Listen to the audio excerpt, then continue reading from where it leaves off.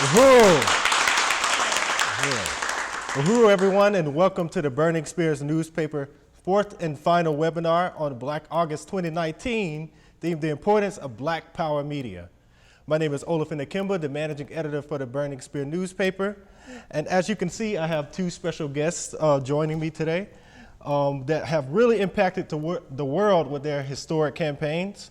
We have Comrade Anne Hirsch, who ran a campaign in District 5, calling for unity through reparations. And our editor-in-chief of the Burning Spear newspaper, Eritha Akilé Cainion, who won the primary election and is now in the general election running on the campaign slogan, "Make the South Side Black Again."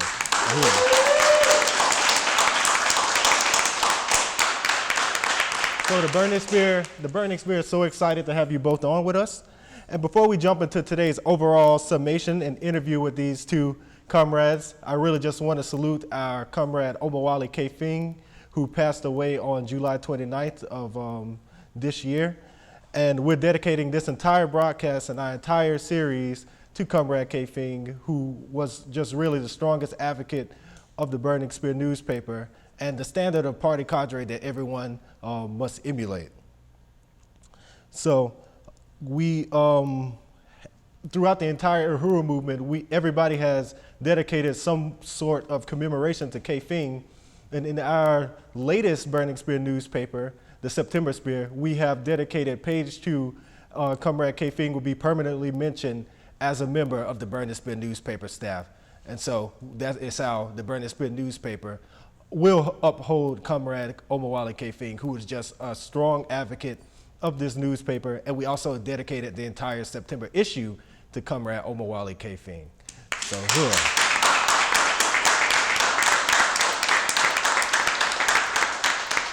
And if you haven't seen the excerpted interview between myself and Comrade K-Fing, it is posted on YouTube, and the mods can post that below.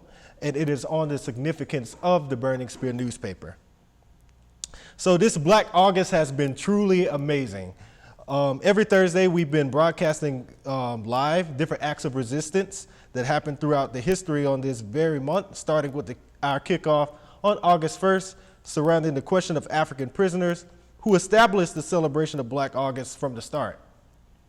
I was joined by the amazing director Akilé on the first webinar, and we interviewed Musa Mata, who was a part of the Black August Outreach Committee based in California, along with brothers locked behind they were locked behind walls in South Carolina, a part of the Free South Carolina movement. And so they joined us on the first one. And there we learned about the brutal colonial conditions that prisoners face behind those bars daily. And the savage treatment and humiliation of those Africans behind bars that they have to face daily is absolutely deplorable.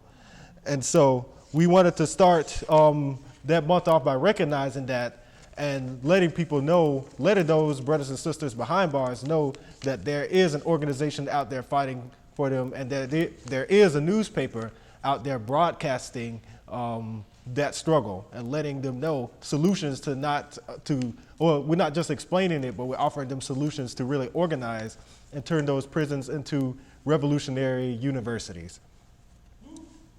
And so we had a goal of raising $250 on that first webinar, and we did it. We exceeded that goal by $100.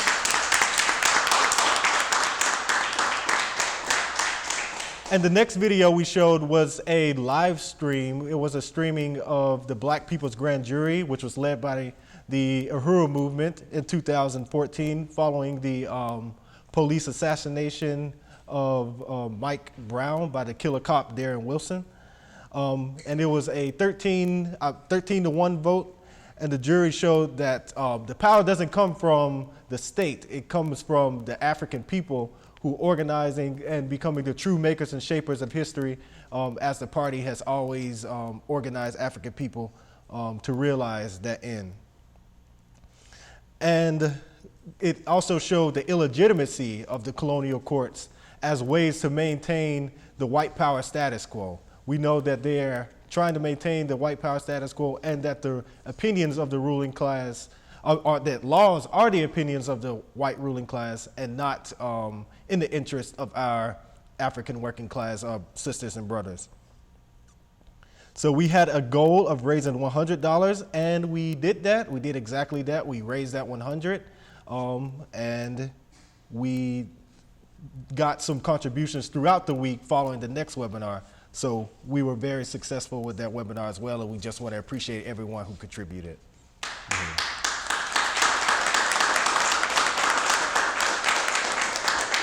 So then next week on August 15th, we met with Secretary General Owezi Kinshasa of the African Socialist International, and he provided an in-depth analysis on the importance of the African nation and the red, black, and green.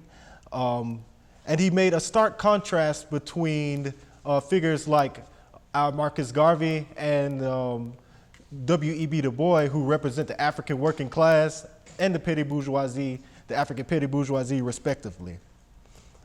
And we had a goal of raising $250, and we made that happen. So definitely want to salute everybody who contributed to that $250 goal as well. And last week, we discussed the African Revolution in Haiti with Comrade Akilé Ngoma, who works in the office of Chairman Amala Yeshatela of the African People's Socialist Party. And we just laid out the many influences that this successful slave rebellion had on the world and on the African nation, and just being a factor.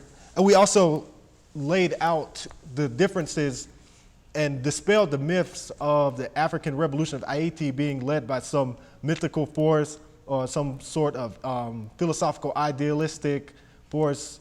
And we made it very clear that the African Revolution in Haiti was led by the people, and that it was organization that won the African Revolution in Haiti. And we had a goal of raising 250. And once again, thanks to all of our supporters, we did raise that goal of 250. So definitely salute everybody. Thank you so much for your ongoing support. Thank you so much for your ongoing support towards the Burn and Spear newspaper. And today, we're calling on you to help keep the spear burning by helping us raise $2,500 that will go towards the Mafundi Lake Sponsored Prisoner Program, which ships to over 500 prisoners throughout the country for free of charge.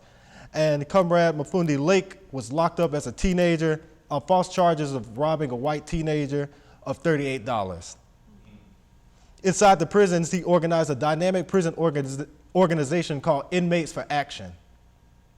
He was released from prison 5 months before his testimony that we'll watch at his first tribunal on reparations for African people in the U.S., organized by the African People's Socialist Party, held in Brooklyn, New York. And Comrade Mafundi went on to organize the first African Liberation Day program in Birmingham, Alabama in 1983. And he traveled extensively with our heroic Comrade Omowale K. Fing to build the African National Prison Organization. And he was such an effective community organizer that the U.S. government framed him again and imprisoned him again until his death on January 21st of last year, 2018, after being denied medical treatment for multiple strokes. And Mafundi lives through the Sponsored Prisoner Program of the Burn and Spear newspaper. Uhuru. So we want to show you a short excerpt of Comrade Mafundi, powerful testimony at the 1982 World Tribunal on Reparations for African People. Let's take a look. Uhuru.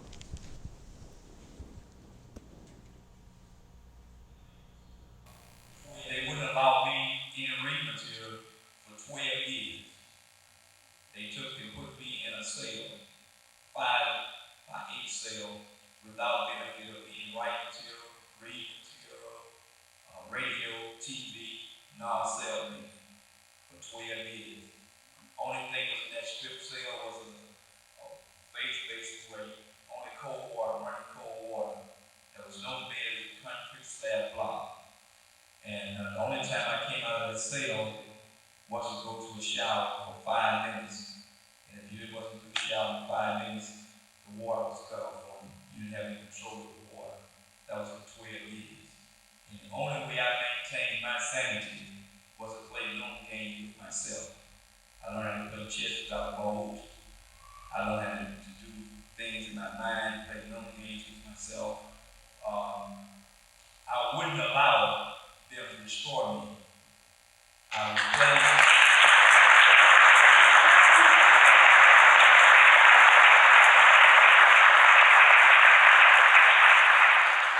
I don't know whether any of you know anything about the IFA, but the IFA evolved there and had more prisons in 1970 and 71. And what happened was that we got fed up. We decided that we have written the congressmen, we have written the preachers, we have cried to our families, we have pleaded to basic humanity of the prison custodians, all to no avail. So there was only one thing: no one was going to save us. We had to save ourselves. So we organized to that goal. And the thing that we had, our motto was, if one strike a brother, we strike another. And out of that, the prison guard hit a brother. The first opportunity we got, we fired up. If a prison guard killed a brother, first opportunity we got, we killed that prison guard. And it was just that cold, and it was just that real, that I'm talking about.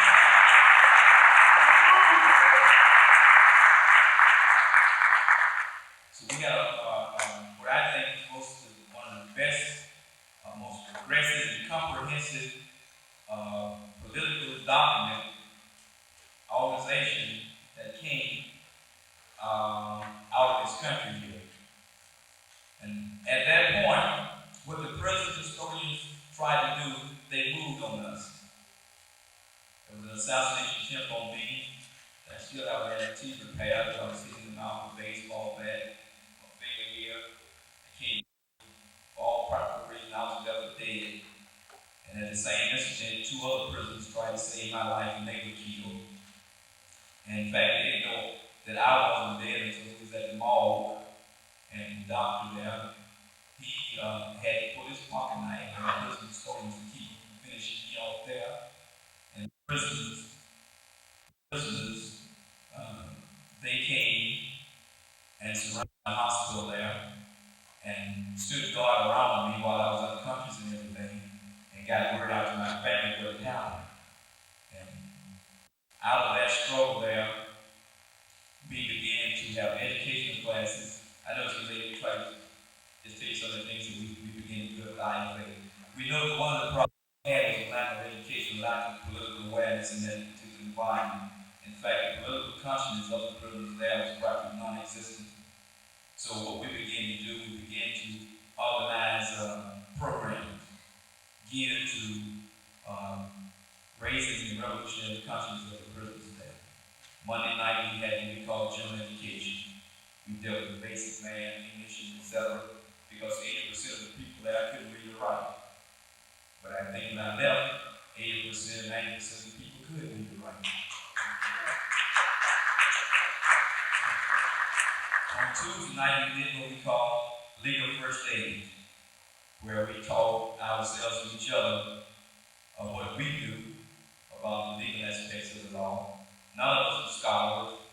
I was probably at the highest education there up to the time, which was the 12th grade education. Okay. And half of that, with miseducation, it didn't amount to nothing. But we learned how to think. We learned how to teach each other. Okay. We taught each other legal first aid to the best of our ability.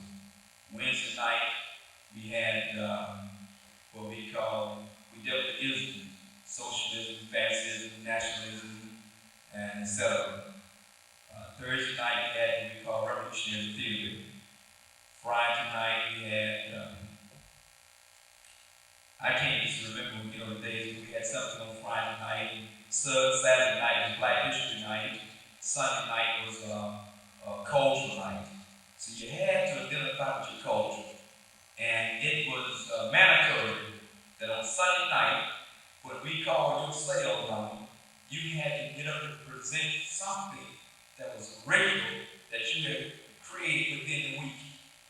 Whether it was a poem, a dance, a song, a holler, or whatever. When your name was called, You had to get up and present something that you had created during that past week. Okay. So that was part of our program in terms of educating and bringing the necessary enlightenment to the brothers there within the Admiral Prison Institution. But when we began to do that, they banned our organization. They began to say we couldn't talk to each other. It wasn't the volume, it was the content of what we were talking about.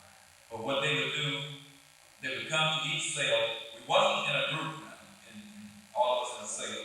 But each, we had one person in each cell, up the stairs, downstairs, here, throughout the prison.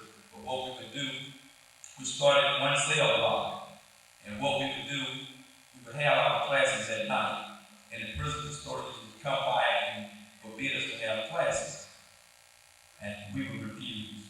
We would keep talking. And the person that was moderating the class at a particular time, if he refused, and the prison custodians came and took him from his cell and took him to the isolation unit, then another brother got up and carried on in his stead. They came and got him, another got up and to his stead, until all of us was in the isolation unit and we had on our classes. So then they tried to attempt to break up that solidarity, because all of us was in what you call administrative segregation. They tried to pick out people to sit in population, general population. So the brothers that were fortunate enough to get out of the general population, they established the IFA classes in general population. Then we had a problem of how we was going to spread, the word to other prison institutions. But the prison custodians solved that for us. They said, well, there's too much solidarity. What we do, we transfer some to Keely, some there.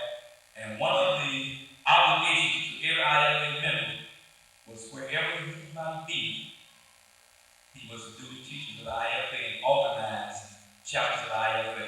And so as they spread us throughout the penal system, the IFA grew throughout the penal system. Girl.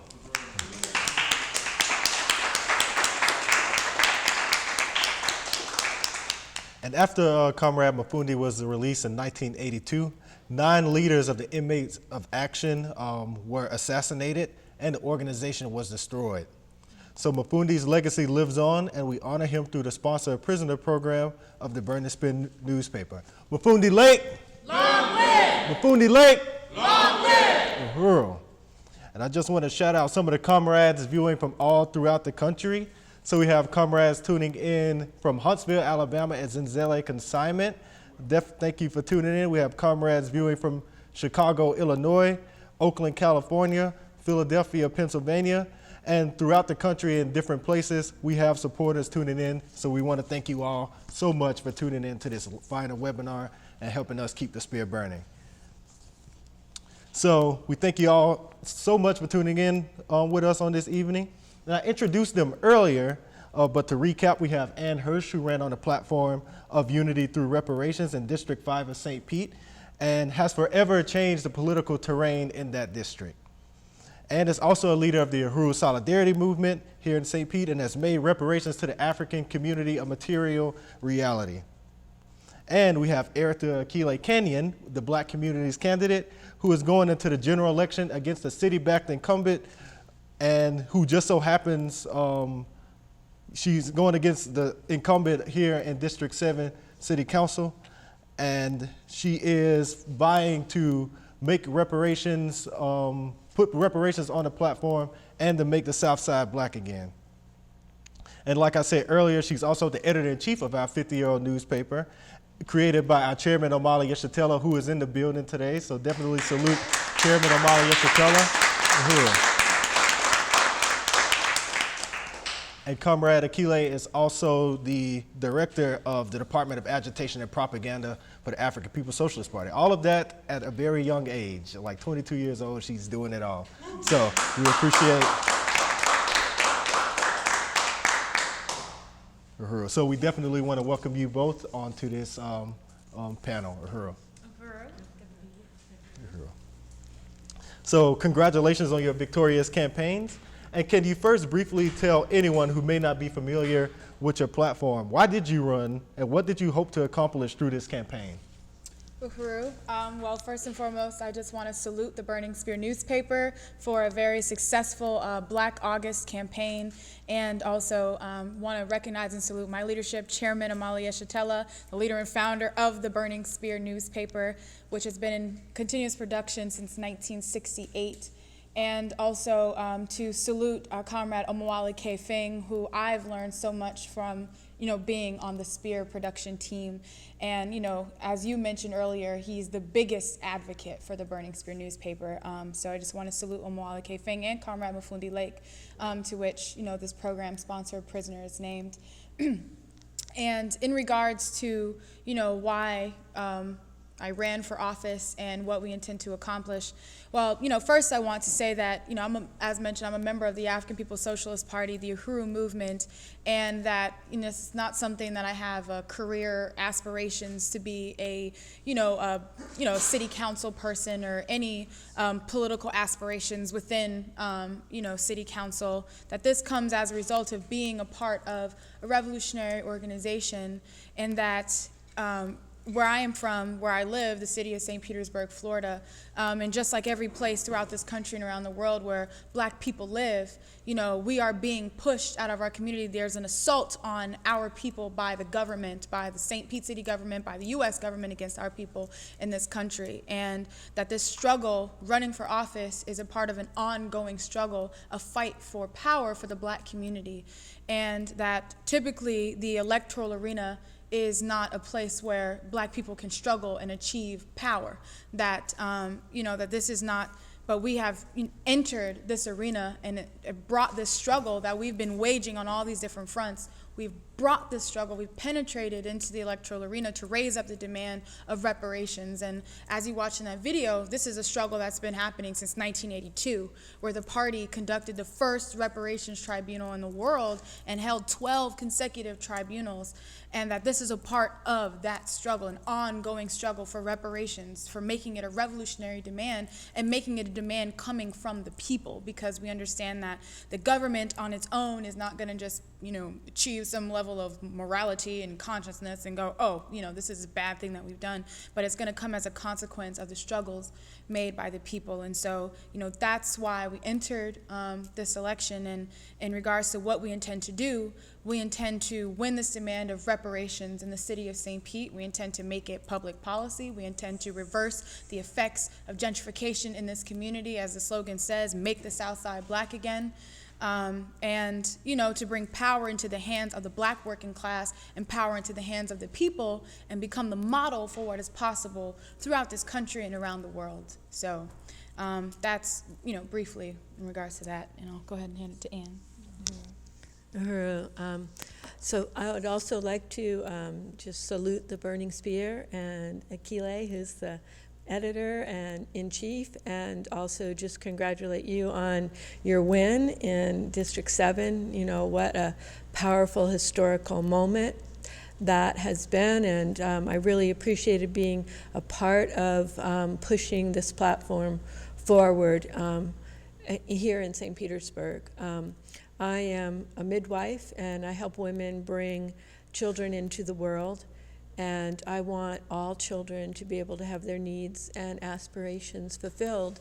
And that's not the case here in St. Petersburg or really anywhere in our country for African children, for Black children. So I met the movement when Chairman Amalia Shatella first ran for mayor on a similar kind of platform, and joined the Uhuru Solidarity Movement.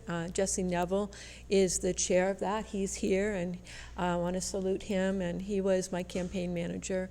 So, to be able to be a part of, have a principled stand with the Black community, to be able to push forward reparations, which is the only way that white people can truly unite with the Black community. Everything else is just words. Reparations is how we do it. So allowing the to be a part of this this campaign, and to work to say that our city owes reparations. That the city was built by the labor of the Black community, and that the Black community has been continuing to be oppressed, and any form of economic development's just squashed. and eradicated, and that any white person in St. Petersburg who doesn't want to see that happen, we have an opportunity in these campaigns, and we had quite a few votes in District 5, and so those people can come along with me and the volunteers to support Akilé's campaign, so that we can really make this the first city that pays reparations, and that will solve all the problems in the city. Definitely want to appreciate both of you, comrades, for laying that out. And just to say, too, as Comrade Akilé stated, that this is a part of an ongoing struggle of our movement, that reparations has been one of the most primary and critical issues of the African People's Socialist Party, to the point where we organized the tribunal that you saw Comrade Mafundi Lake speak at in 1982 in Brooklyn, New York. And so reparations to the African community and really fighting for self-determination is our end goal as the African People's Socialist Party and the Uhuru movement overall. And as Anne said, all of those resources that were taken from Africa are hoarded in the white community. And she, running as a member of the Uhuru Solidarity Movement, have been practically, and is still practically, winning reparations to the African community practically. And as we're sitting in reparations institutions now, in the form of Aquaba Hall here at 1245 18th Avenue South. Come join us if you get the time. And just definitely a powerful movement that we have been running for over 50 years. The chairman carrying the Black Revolution of the 60s out after it was defeated in the 60s, carrying it to where it is now. And so we definitely salute the chairman, the leadership of the party, and these two courageous candidates, and salute Director Akilé for making it to the general election. Yeah.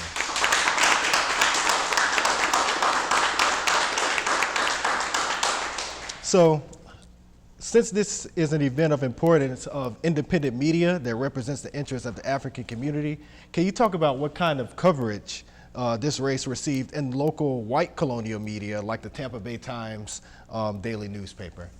None.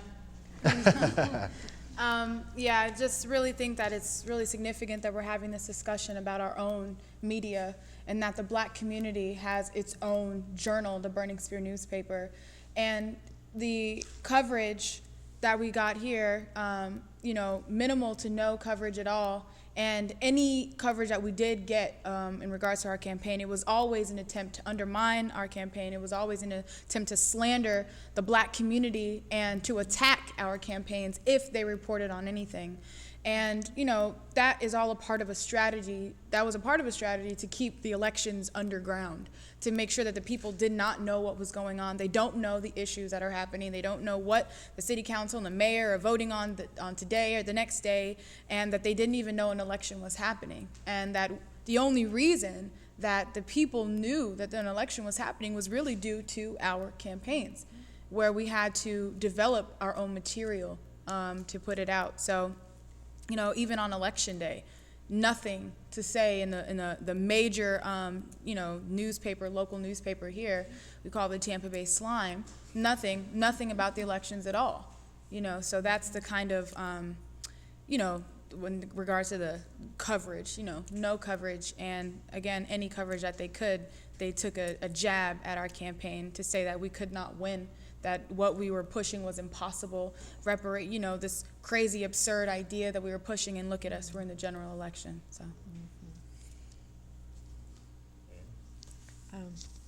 Well, I think Akilé summed it up really well, that there was a complete whiteout of these campaigns, but the strategy of the party reached the people, and the results are obvious. Definitely appreciate both of those comments, and they are completely right. The Tampa Bay Times has undermined these campaigns so much, in the little coverage that they gave these campaigns, they have continued to undermine it, and they didn't cover it much, and they covered it once we started to really build the social movement that is called on by the chairman, that they had to be forced to recognize and acknowledge these campaigns. And that goes for every white colonial media outlet here locally. They have continued to undermine these campaigns, and they are, after the victory, they have still continued to try to undermine this very historic moment of Eritha Akilé Cainion, or as we call her, Comrade Akilé and Anne. So they have continued to undermine it, and just to say, and proudly boasting the backing of white power, really. They're proudly saying, I am a tool of white power.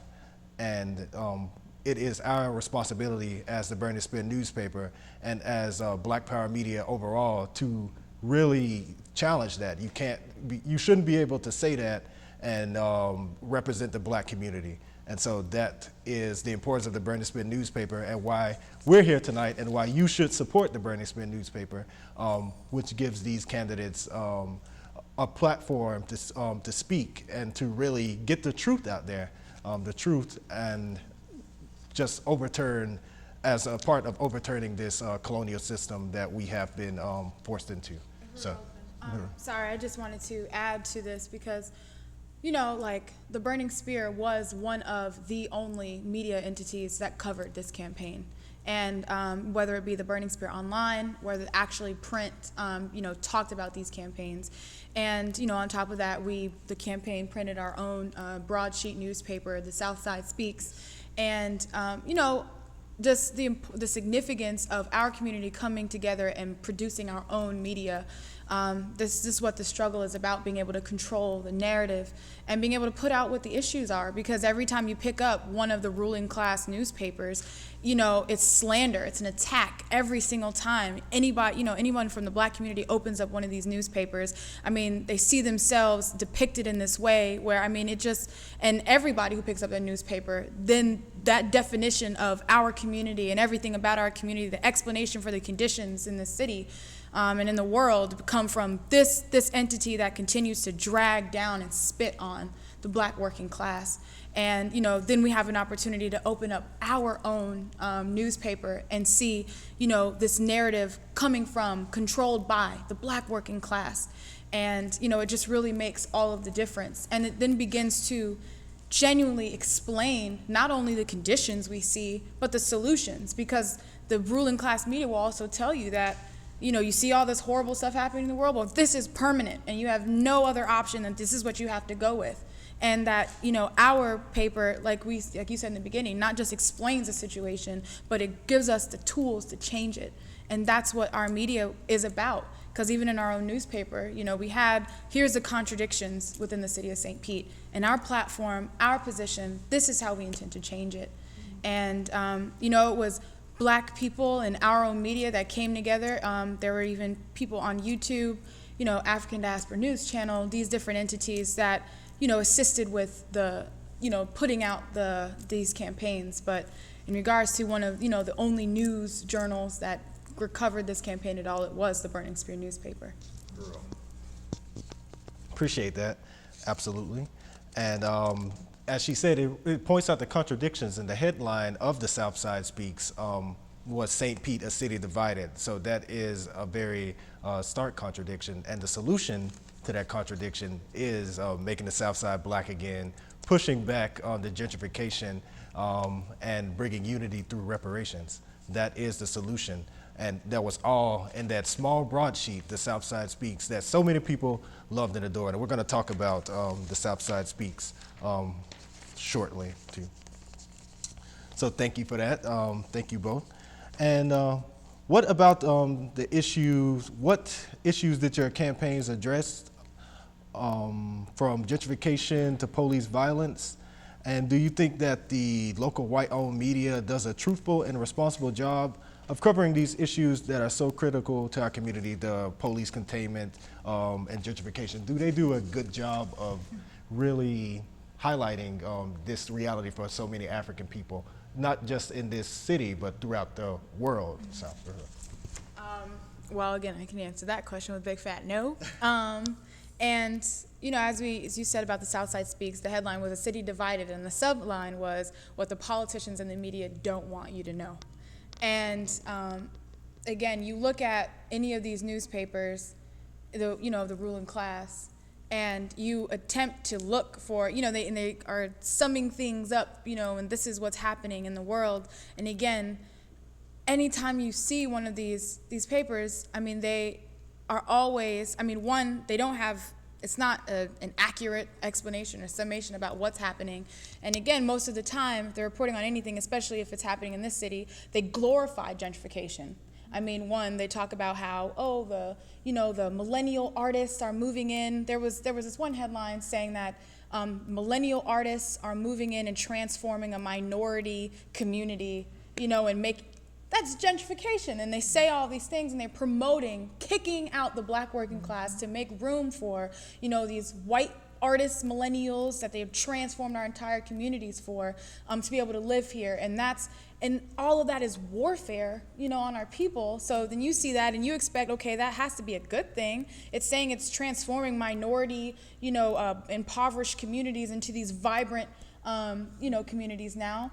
But what they're not saying is that this is gentrification, and that somebody, like the black community, had to be displaced, moved out, and all of these attacks had to be waged for now the white millennial artist, community to exist. And that they never say it like, they don't say it like that. They don't say that a whole community has been pushed out, that the police were stuck on that community in ensuring the policy of gentrification to its, completion. They didn't say anything like that.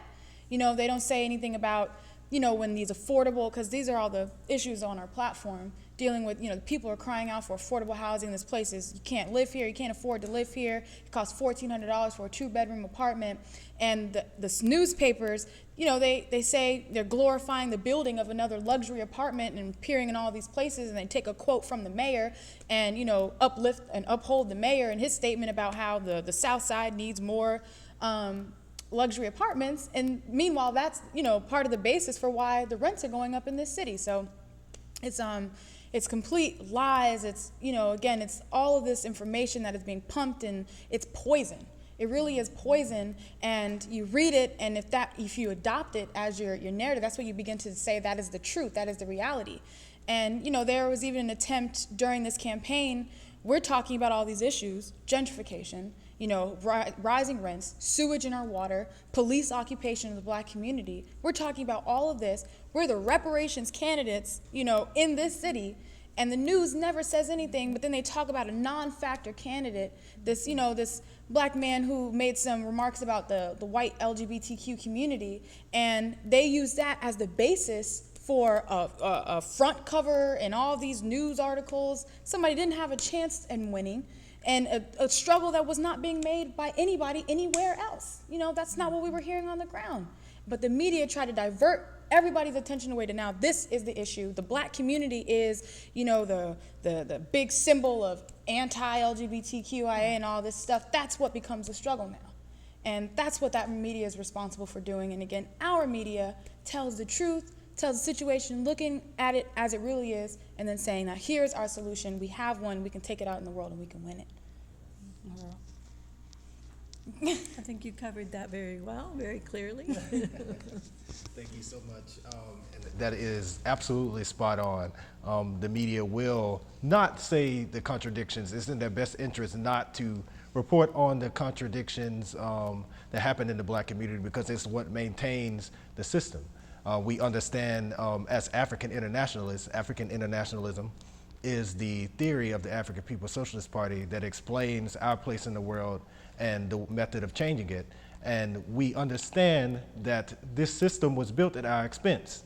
And so our exploitation is what's running this system. It's what's keeping this system alive. And the only way to overturn that is to struggle as these two comrades have, and to really wage these really powerful campaigns that really shorten the lifespan of white power imperialism, that shorten the span of parasitic capitalism, to move African people towards a liberated future and a united socialist Africa.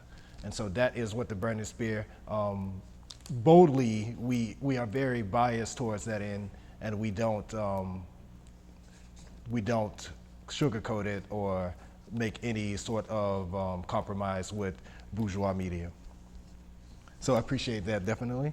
And we kind of went over this a little, but what kind of coverage did you receive from the Burning Spear newspaper, and what was the impact of this coverage that you received from the Spear? Well, as mentioned, the Spear was one of the only entities that covered this campaign. I believe we were actually one of the front cover stories for the month of July. And since then, our articles had been continuously published on the Burning Spear Online. And, you know, that gives significant impact, one, for everyone throughout the country who's distributing the newspaper, including, you know, our brothers and sisters behind bars. You know, they read this paper, and, you know, so it contributes to, you know, everywhere it is that we are, because it highlights the work that we're doing here in St. Petersburg and how it inspires, you know, Black people wherever it is that we are. They see this work happening, and it means something for them too, you know, that this is not just something we have, you know, just centered in St. Petersburg, Florida, and that's it. This is a movement that is going to spark, you know, change everywhere. And the Burning Spear really gives us the ability to do that, because it is a nationally, soon to be internationally distributed newspaper. And, you know, so, you know, people from around this country are selling the newspaper in their different communities. And then the Burning Spear Online, again, gives us that ability to be, you know, international coverage. So we have people in occupied Azania, comrades, brothers and sisters in occupied Azania, you know, sharing those posts and reading the articles, and really, really powerful coverage from the Burning Spear newspaper. And Well, you know, in the Burning Spear, there's also a column by Penny Hess, who's the leader of the Solidarity Movement under the leadership of the party. And so the Huru Solidarity Movement sells the Spear as well, and gives white people an opportunity to see themselves under the leadership of the Black community, moving forward the projects and programs of the Black community. And yeah, we definitely appreciate all of our distributors out there really making an impact in your community. The Burning Spear newspaper is the most powerful tool in the Uhuru movement. It's a powerful organizing tool, and we have to continue to take that out into the streets. As Comrade Akilé stated, we African people everywhere recognize the significance of this campaign as their own, even if they don't live here. And that is something that's covered in the Burning Spear newspaper, and that's something that every African everywhere can see themselves in, from all around the U.S. to in occupied Azania, or as they call it, South Africa. So they can, we all recognize the significance of this campaign as a victory of our own. And as Comrade Anne has stated, white people take it out to their communities too, because it shows them how to overturn their the dynamic between themselves and the white ruling class, who they have historically united with. They have historically united with their oppressive and exploitive white ruling class.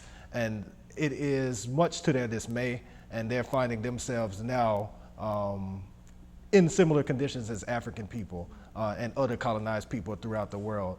And so although they do benefit and sit on the pedestal of stolen African labor and resources, the Burning Spear newspaper gives them an opportunity to overturn that dialectic between the oppressed and the oppressor, and join the side of the oppressed, the African working class. And so taking the Burning Spear newspaper into the white community is just as effective as taking it into the African community. So in addition to the Burning Spear newspaper, Director Akilé, your campaign went viral on independent YouTube channel. We already mentioned at the African Diasporic News channel. And can you talk about the impact of that coverage and the endorsement you received from that media outlet? So before we talk about African Diaspora News Channel, I want to say that there was a clip that went viral where we got interviewed by a ruling class news entity here in St. Pete that never aired that interview. So just to say, you know, the importance of our own media, you know, this was a news entity that was there to get my statement, and I guess they didn't like my statement, so they didn't, you know, they didn't air it. And it was actually, as mentioned, Jesse Neville, who recorded that with his phone, and then it was posted online, and it, you know, went crazy. And then this YouTube channel, African Diaspora News Channel, which I do want to shout out. They shared it onto their YouTube with their own commentary to it, and then their audience, you know, they came out and they supported, and through those efforts, our campaign was able to raise $13,000 in 1 week.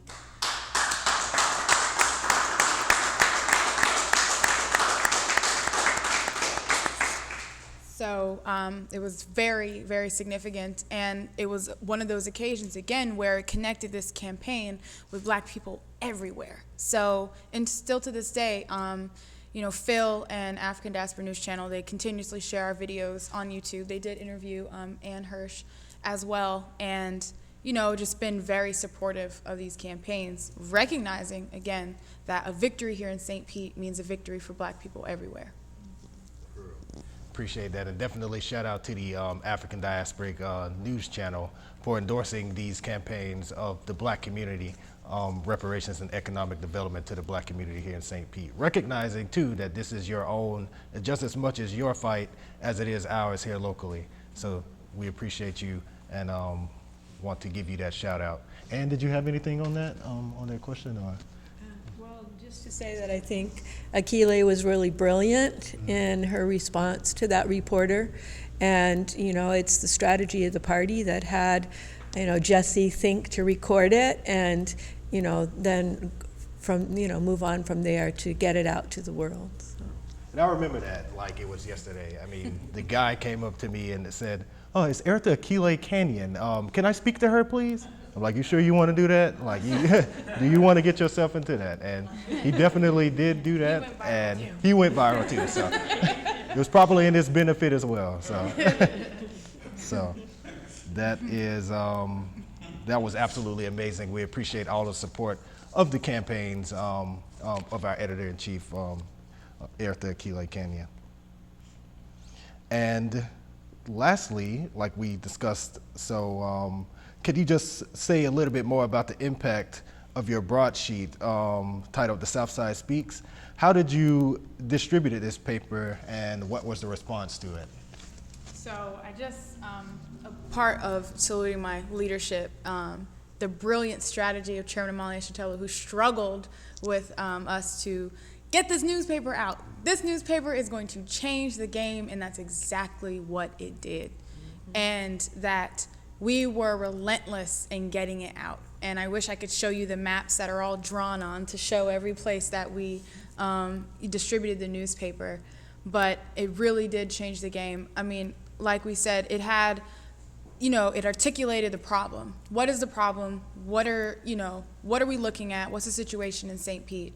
And, you know, situations where people didn't even know about it. People didn't know that 1 billion gallons of sewage had been dumped into the water, and that is increasing. That they didn't know the luxury apartments being built and what that spelled out, and just had no clue about a lot of these different things. So the South Side Speaks. It's like, this is the problem we're confronted with. And then it had articles from myself, had articles from Anne to say, here, we are the candidates pushing this reparations platform. This is the only solution. Then on the back, it had our 10-point platform centered around reparations to the Black community. It had community endorsements, not the big wig endorsements from, different city council persons or real estate developers or preachers or anything like that. It had endorsements from the community, people like DeGuel, who, Black working class man right here in the city of St. Pete, local rapper, and, all of these different people have been affected by the system in one way or another, from Iquan X, who's, as he's classified in the newspaper, the Gibbs graduate, and so like the members of our community where people can pick up that newspaper and see themselves represented in. And then of course we had Chairman Amalia Shatella's endorsement, because the Uhuru movement and our base here in the city and the work that the chairman has done and our party and our movement has done, it's really significant, and people know the chairman, people know the work of the Uhuru movement, and so we have this endorsement there. And it was just really dynamic, and we used the party strategy of drops, which I want to salute my campaign manager, Chimaranga Salambao, who really pushed it forward and was like, this is how we got to do it. We got to get the maps. We got to get teams. And, so we were out at like 7 o'clock in the morning and, for 2 hours every day, just dropping. And we purchased 20,000 newspapers and we got 17,000 out by the time of the election. And I want to give it to Anne because Anne was actually one of the biggest newspaper droppers, during this process. So we'll give you it was really an honor and a privilege to do that. It was so powerful. We would go door to door after that, and people would come to the door and say, I read the newspaper, I'm voting for you. So that was, I want to unite that chairman's strategy was just to see it work, experience it work, and that people then knew what was going on. Otherwise they would absolutely not have known if it hadn't been for the Burning Spear, Black Power 96, and Southside Speaks. They would not have known unless we talked with them personally. Yes, the Southside Speaks has been critical to these campaigns. They just dropping them everywhere, and all the information that was in these broadsheets, they really just spelled out exactly what the campaigns were about. And as Anne said, when you just go to the door, all you have to do is introduce yourself, and it's like, yeah, I'm voting for you. And that's it's as easy as that. You're already really, the word I'm looking for, you're really already kind of making it, you're setting it up for when you can go in and just come in and go out, really, to make it a really successful sort of problem or event. So definitely the Southside Speaks has been really crucial to the success of these campaigns. And that is Black Power Media as well. So it is Black Power Media. It is ran by Comrade Eritha Akilé Cainion, just like the Burning Spear newspaper was. So just want to thank you comrades. Let's give it up for them. Uhuru.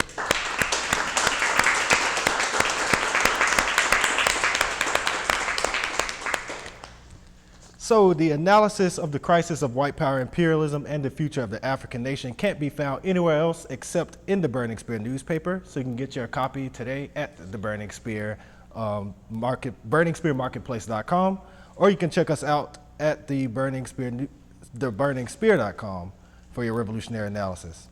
And I just want to really appreciate everybody for tuning in, and want to appreciate a few people who have contributed since we've started. Johan Bedingfield in St. Petersburg contributing $20 towards the Mafundi Lake sponsor a prisoner. You have Comrade Santosh, who is here with us, who contributed $15. So salute Santosh. Comrade Jackson Hollingsworth, who's also here with us, she contributed $25. So salute Jackson. And you have Lisa Watson in Minneapolis, who contributed $100. So let's salute Lisa. So we have $160 now, and today we just have $2,340 left to make our $2,500 goal that will keep the spear burning and put it into the hands of African prisoners everywhere, letting them realize that there is an organization out there fighting for them, that there is an organization that they can be a part of and fight for themselves, and that is the Burning Spear newspaper. So that is what you're contributing to when you donate to the Burning Spear newspaper. So definitely salute you, comrades, for contributing. And we have a video also to show you what you are being a part of when you contribute to the Burning Spear newspaper. So let's take a look.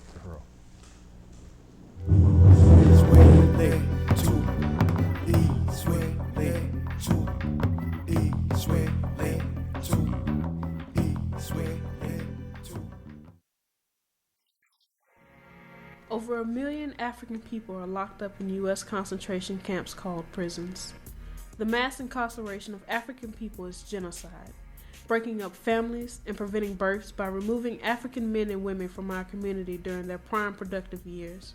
Prison in the U.S. is modern-day slavery, where the forced labor of African people makes millions for the government and corporations. With the privatization of prisons across the U.S., libraries are closing, and access to information from the outside world is increasingly denied to our brothers and sisters behind bars. Since its first full-print issue, the Burning Spear newspaper has always shipped free to any prisoner who requests it. The Burning Spear newspaper is a lifeline to thousands of Africans in prison who pass the paper from cell to cell until it falls apart. The Spear helps African prisoners understand the real reason they are locked up, because we as an African nation don't have state power to determine our own destiny or to control the value that our labor has created. The Spear ends the isolation of African prisoners, connecting them to the African nation and the heroic resistance of African people throughout the world. We depend on donations from people like you to pay for the monthly subscriptions that they can't.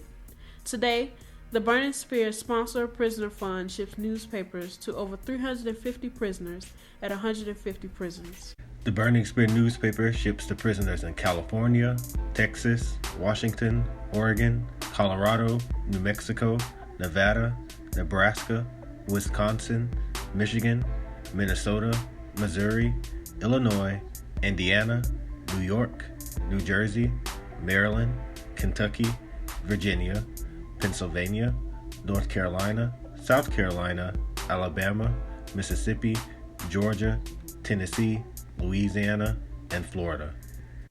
Every week, the Burning Spear office gets letters from prisoners asking to receive the Spear, asking for help with their case, or just telling their story. I very much look forward to getting my new issue of the Burning Spear newspaper in the mail every month.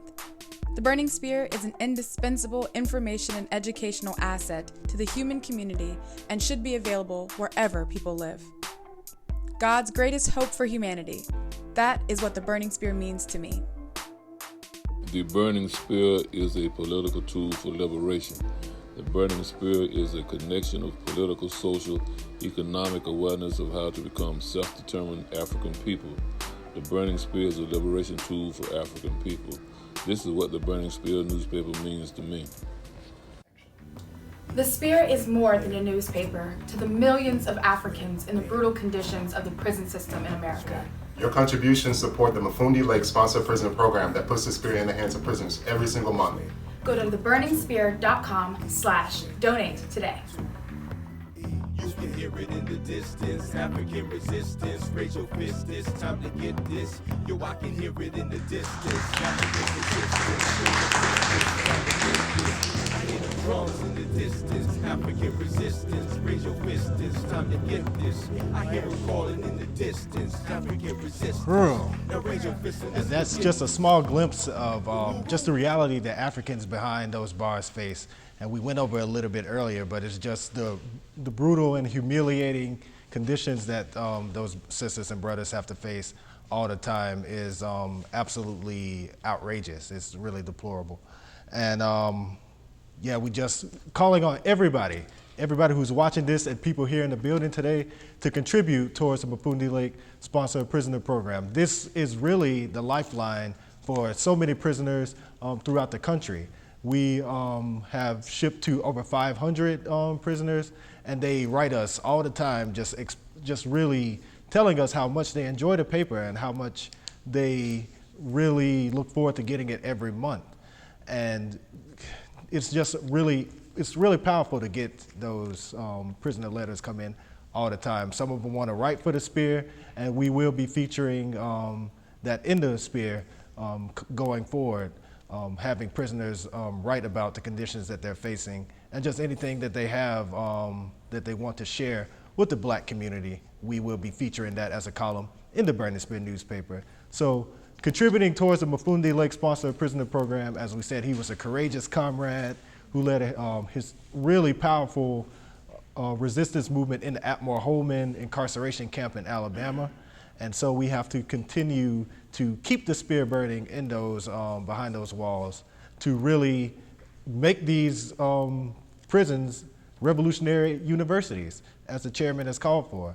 And so we have to continue to support the Sponsored Prisoner Program like, if you have it, definitely give it to this noble cause, because there are so many different media outlets out there that they speak to different elements of society, but as we know it, the prisons are the very low. They're like the bottom of the barrel, as so many people call them, and the Burning Spear newspaper is going to them. The Burning Spear newspaper is saying that you have a voice, you are important, you are a valuable member of the African nation. And so that is what the Burning Spear newspaper is. No other newspaper does that. And I just want to make that really clear, and to say that this is a very important program. There's not some charity that you give to like you see on the TV about, like, you sponsor these little children in Africa who are just so hopeless and starving and this and that. This is something that's really going to impact African people to really become the leaders and the shapers of their society. And we definitely need to support this. So I don't know if you wanted to. Yeah, I wanted to just echo that call for people to support the Burning Spear newspaper. One of the reasons why we have the ability to, work and write and produce in the interests of the Black working class is because this is an unbought, newspaper. It's not tied to any corporation, capitalist corporation in this country or in the world, that we can say everything that we want to say in our newspaper. We can put the voices of, our people in prison inside those newspapers. We can do that because it is our newspaper. It is not owned or controlled by anybody else but the Black working class. And that, you're looking at two of the people that produce the Spear every single month. Like, this is who owns and controls this publication. It is your newspaper, and this is our ability to get the truth out into the world, and that we don't have to accept the bourgeois narrative as the ultimate narrative, that there is something else out there, that there is solutions out there to the conditions and the world we see today that we say is there's no hope for. Where is humanity gone? Humanity can be seen in the pages of the Burning Spear newspaper, and that it is the most, and I say this confidently, the most important and the only revolutionary newspaper in the world today. And that, as mentioned, so everybody needs to support this institution. What has to make this Spear happen, what gives us the ability to put the Spear into the hands of our brothers and sisters behind bars. Because, even looking at the different statistics, how we make up majority of the prison population in this country, despite the fact of us being a quote-unquote minority population in this country, and how that really does severely affect, it mentioned in the video, like they snatch us up at prime reproduction age, and that's a form of like genocide. But also it takes our people from this struggle, takes us away from the ability to fight back and to win this struggle. A lot of our freedom fighters are locked up right now, and that's why we cannot abandon them. That the Burning Spear newspaper says, you are not alone, we are here, we are fighting for you, and we need you to fight too. And that's what making these places, African international universities, as we're calling them, that's why we have to do that. That's why it's so important, because our brothers and sisters behind bars are not discarded. They are a part of this process, they are part of the struggle, and we have a responsibility to give it to them. That again, and they also get to keep up with what's happening outside. And, that there was this article that went out the other day about how some prisons are blocking what type of publications that, people can receive in prison. And most of them deal with any type of Black history, anything that deal with revolution, that they are preventing those types of publications to get into prison. And why is that? Because when the masses are gripped with this information, what people will do for their freedom, knows no bounds. And so this is why fighting for the Spear to get into these prisons is extremely important, and it cannot happen without the people. And the last thing I wanted to say about this, because, again, we're running for office, and we were looking at some statistics today in regards to demographics in the city. And, where there are only about a little over 35,000 registered black voters in the city of St. Petersburg. And out of that 35,000, a little bit over 20,000 of that are black women, which means that over half of the people that can vote who are black in this city, those rights have been taken away from black men in this city. And I'm sure that mirrors a lot of places throughout this country. And that's the way that they've suppressed the black vote. Those are different, they slap black men with felony convictions. They snatch our babies up at 16 years of age and throw them in prisons and slap them with felony convictions.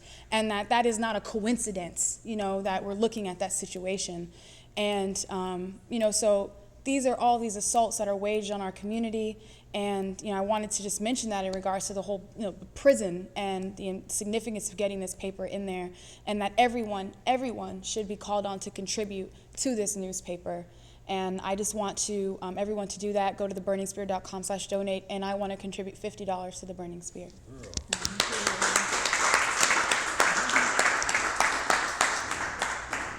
And I'd like to contribute 20.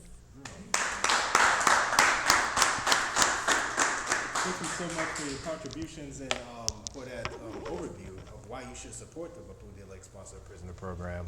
As we stated, as it ties to the elections, this entire Resolution 4 thing of prisoners' rights to vote has been stripped, and that is a way to really diminish the voting power of African people in this city.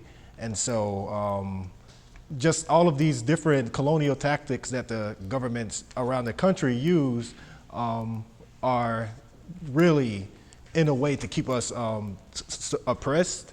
And the Burning Spear newspaper is the voice that really explains these solutions and tells us how to overturn them.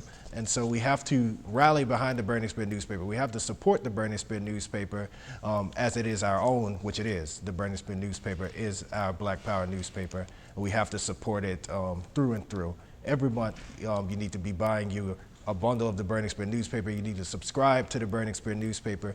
You need to be on theburningspear.com, reading the articles and commenting on it. You need to join the Burning Spear team. Come on to the Burning Spear staff. It's such a powerful experience being a part of this newspaper that puts this powerful tool into the hands of African people all around the country and increasingly all around the world. And so we definitely are looking for people to join the Burning Spear staff, come on to fill numerous roles, and just expand the capacity of the Burning Spear further than what it is now. So appreciate the $50 contribution from Director Akilé and the $20 contribution from Comrade Anne. We have Sandra Forrest in Seattle who contributed $50. So let's salute Sandy.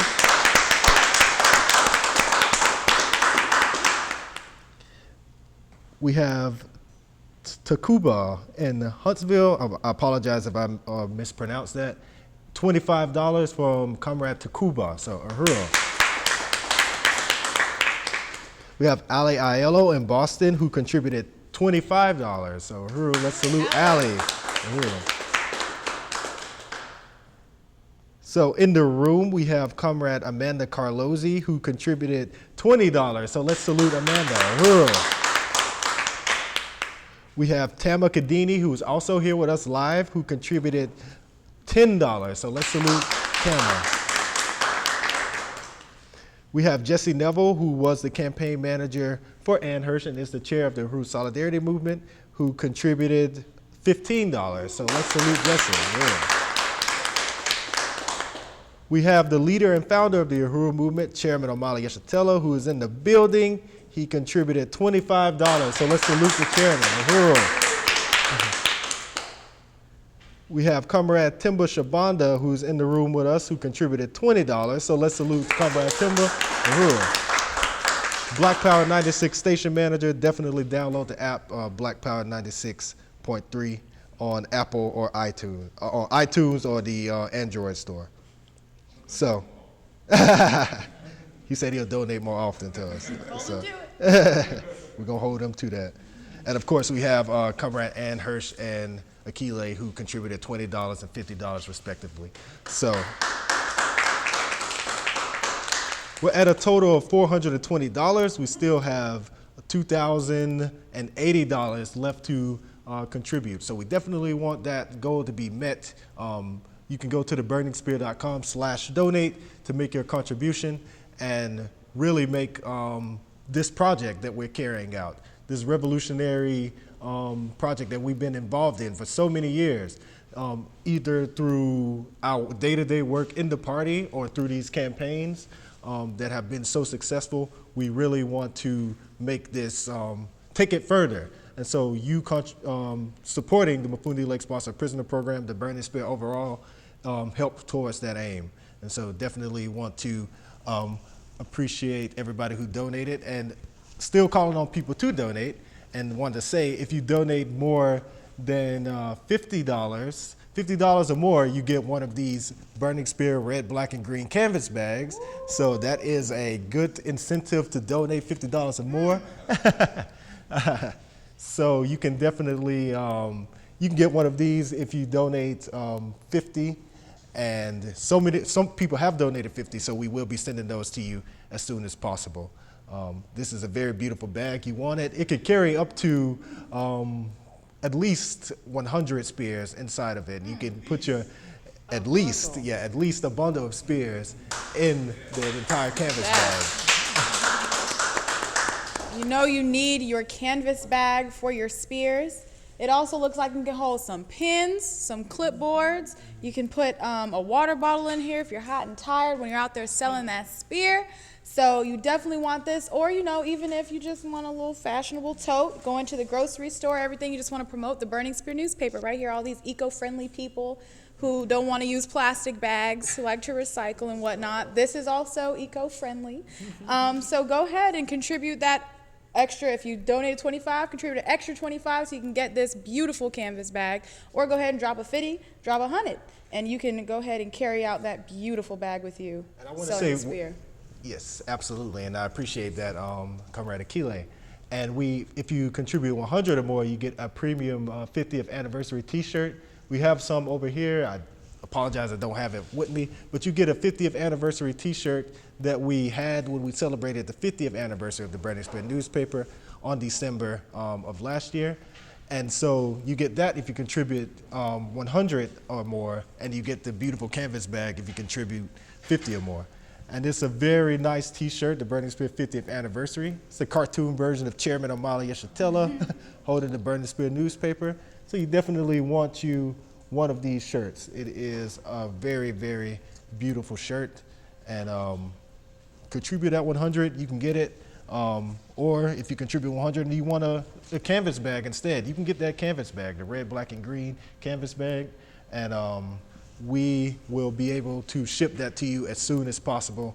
And we just appreciate everybody who contributed $50 or more or $100 or more. You will be getting those items. So there's your spear selling uniform right there. Spear selling uniform, absolutely. Boom. Hit the streets. And it makes it so much more fun when you're out there selling the spear and you got the brand on. It just makes it a really much more exciting process. There's no confusion about who you are. Everybody knows you're out there to sell that newspaper, and they go, "Are you the man who sells the Burning Spears?" Exactly. Where's my bundle? Where's my spear this month? And I do get those calls a lot. Where's my spear? So, definitely appreciate everybody. And I want to appreciate Oni Jerome, who is in the room, who contributed $5. So let's salute Oni.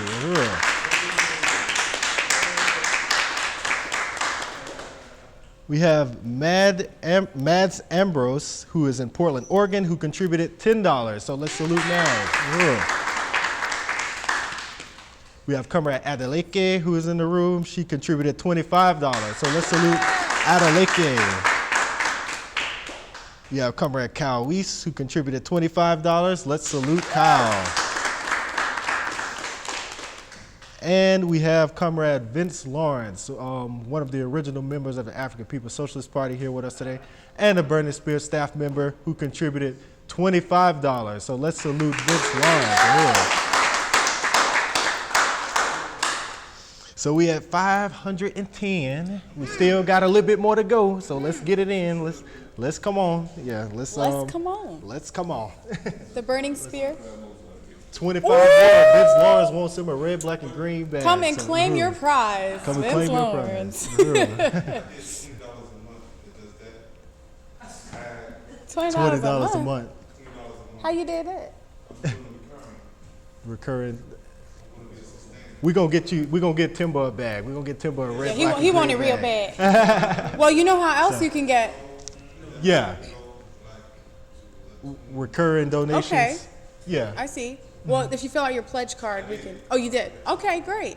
Okay. So Okay. salute Timber. He's Uhuru. adding that. So he's getting a red, black, and green bag too. And so you know how you also can get a canvas bag. You want to tell everybody the exciting spear sales competition that's happening? Absolutely. So we have a spear sales competition underway, and I definitely appreciate you for pointing that out because I would have forgotten. And so the Burning Spear newspaper is having a spear sales competition. It is going to conclude in 31 days, and the winners of those competitions. 31 days. I'm sorry, 3 days. 3 days. I'm sorry. My brain is not functioning in the best way today. So, as you can see. So we have 3 days left for the spear sales competition, and you get the tribunal poster, the 1982 tribunal poster led by the African People's Socialist Party. You get a 50th anniversary T-shirt that you saw. You get a red, black, and green canvas bag, and you get a free Burning Spear bundle, like either 100, 50, or 25, depending on your first place, second place, or third place winners. So first place would of course get 100, second place would get 50, and third place would get 25. So definitely get out there and sell that spear.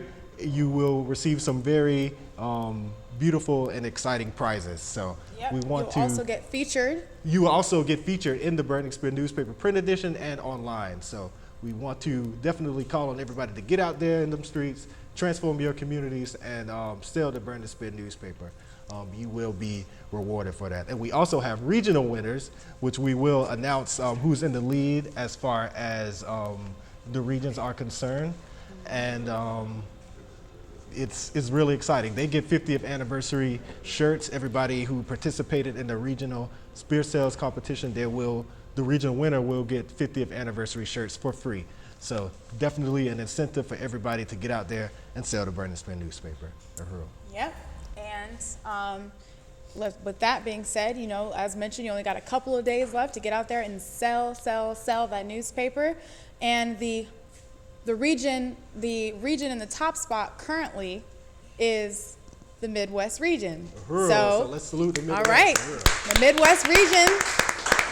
So we have the Southern region, the Midwest, the West Coast, and the Northern, and you know where you are. And currently the Midwest region is whooping y'all booty. So get out there in the next couple of days and sell that Burning Spear newspaper, that Black August edition. And, you know, get those prizes that Comrade Olafin is talking about, and get all the bragging rights throughout the Uhuru movement. Say we're the region that sold the most spears.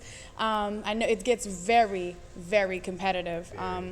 And in fact, at one point in time, people's mothers were being talked about. So this is a very serious competition.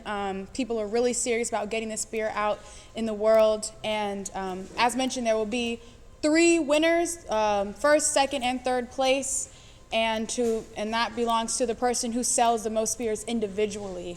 And not going to announce that yet, but just want to say that I feel like I know who it is, and he's beating y'all butt right now. So I will say by a huge margin. So we announced that the Midwest is in the lead, and I don't think the Southern region here is so excited. Right. They're like, I don't know what's happening in Huntsville right now. They're like, whatever, we don't care. So we have a contribution from Comrade Penny Hess, who is in St. Louis. She contributed $20. So let's salute Chairwoman Penny Hess, Chairwoman of the African People's Solidarity Committee, which is, as we stated, the organization of white people organizing in the white community for reparations to the African community under the leadership of the African People's Socialist Party. So definitely salute Chairwoman Penny Hess for that $20 contribution. All right, so we had 630, 1870 left, And let's keep it rolling. Let's keep it coming in. Like, as I said, you have the red, black, and green canvas bags that you got. Vince Lawrence contributed an extra $25. Comrade Timba is up in his game to get a red, black, and green canvas bag too. So if you donated $25, contribute 25 more, get you a nice bag. They are going quick. They're gonna go quick. Yeah, Comrade Akilé, she got her bag. Yes, so let's get them. They're gonna go quick. Yes, they so will. Get your bag. Yep, and as just a soon as reminder possible. for everyone, the September issue is hot off the press. So you guys, if you have not already ordered your September Spears, go ahead and get that done today. As mentioned in the beginning of the program, the September Spear is a commemoration edition for Comrade Omowale K-Fing. K-Fing is on the front cover. You can see, you know, just a glimpse of all of the work, all of the party's campaigns that he was involved in, and hear all the tributes to Comrade Omowale K-Fing from various people throughout our movement and throughout the world who were impacted by this comrade. So get your September edition today and get out there and sell it to let the world know who Omowale K-Fing was. For real.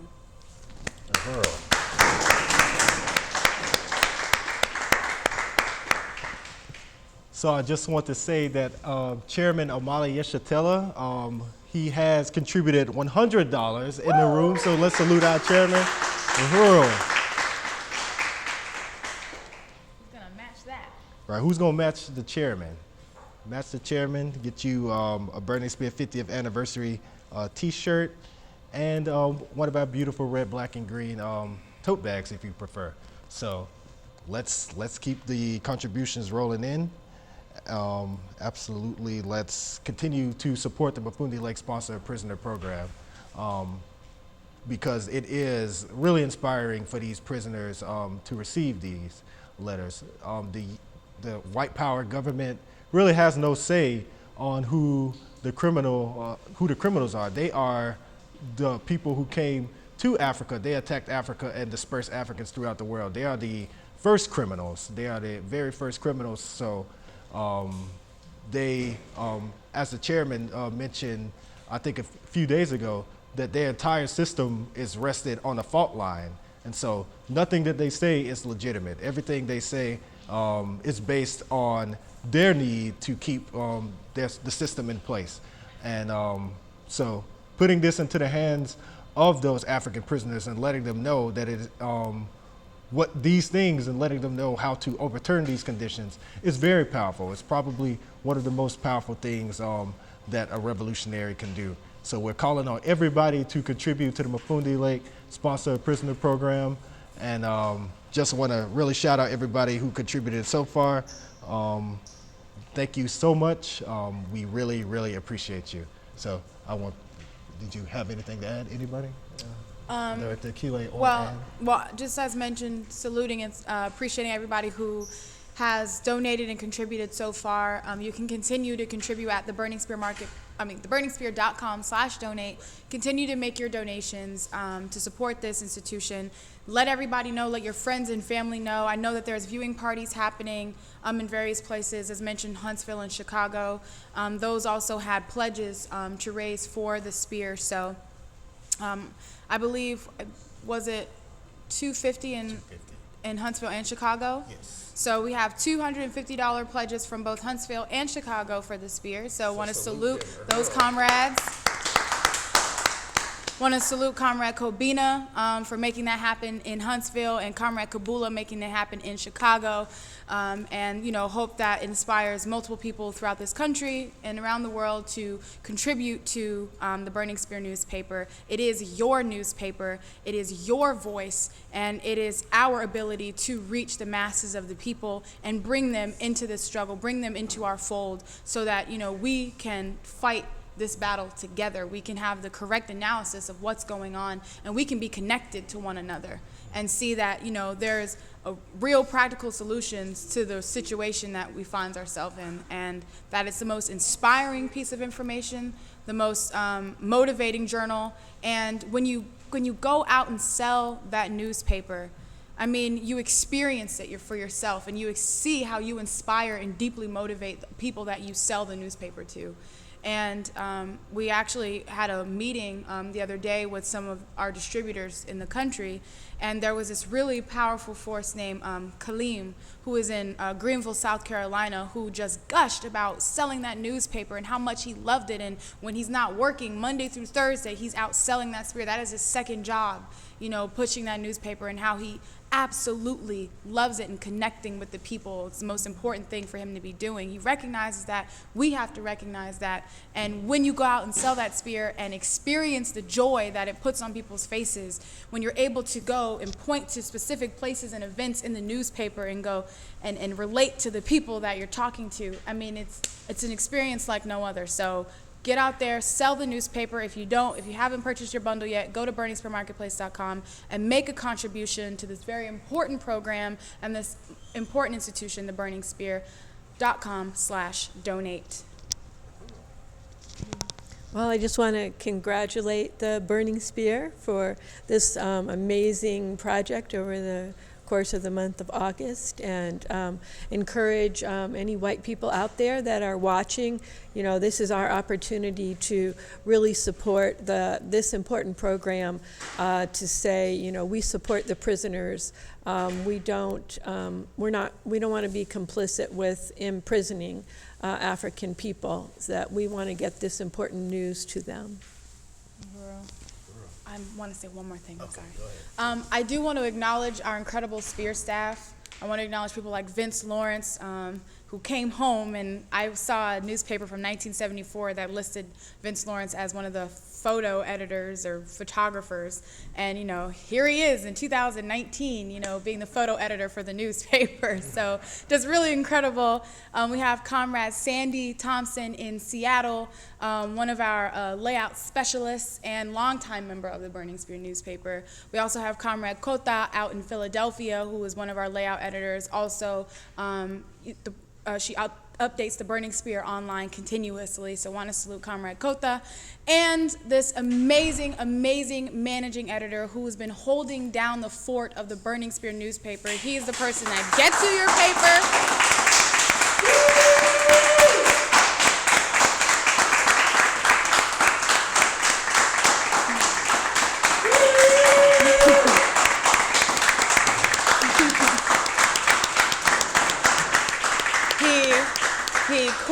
He coordinated the entire Black August campaign. He, you know, is part of the whole process of production, making sure that the Spear gets in on time. And for the last couple, even though we've been engaged fiercely in this campaign locally, and he has been one of our consistent volunteers, getting the more yes votes than any other volunteer that we've had, in that process, the Spear has come out in the last 3 months on time before the month and gotten to people the first week of the month, which is what it's supposed to do. And that is from the continuous struggles and efforts made by this comrade, Olafide Kemba. So I just really want to salute you for a very successful Black August campaign and for holding down the fort of the Burning Spear newspaper. Thank you so much. I appreciate that. I didn't expect that or see that coming. Definitely salute all the Burning Spear staff, as Director Akilé mentioned, and salute Director Akilé herself, who has really provided such tireless leadership and commitment to African people. I know she told us about November of last year that she was running for office, and she came to the department and asked, I think it was something to the effect of, should I run for office, or would it be okay, or like something along that matter, like, do we have the capacity? And that was an even larger staff. I'm like, yeah, well, I would like to see you run for office again. Yeah, okay. So she has been doing that, and I'm very proud to work under her leadership and see her succeed and go into the general election, kicking the ass of the white ruling class and about to get ready to kick the ass of this incumbent. You really don't have nowhere to run, I'm sorry.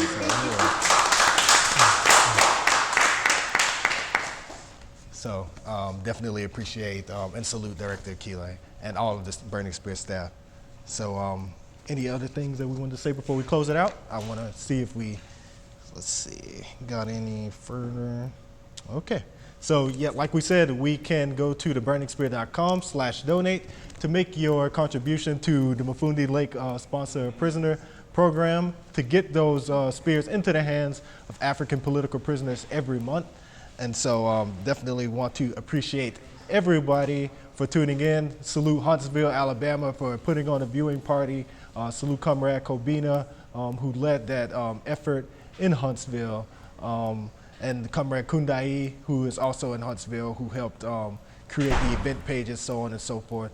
I want to salute Comrades Kabula in Chicago and Taylor Mock, who is also in Chicago, who are holding viewing parties along with other comrades. So we appreciate you so much for helping us get the spear out there into the world and contributing towards this goal. So we have, how many days? 3 days left in August. You can continue to support the Burning Spear newspaper during its Black August Fund Drive. And so let's continue to do that, comrades. And yeah. Yeah, 2 days, 3, one of them. So all these days, like, bump into together. Yeah, just one big day. All right. So that is all for tonight, comrades. From the entire Burning Spear staff, we want to thank you for joining us every week and helping us towards contributing our goal.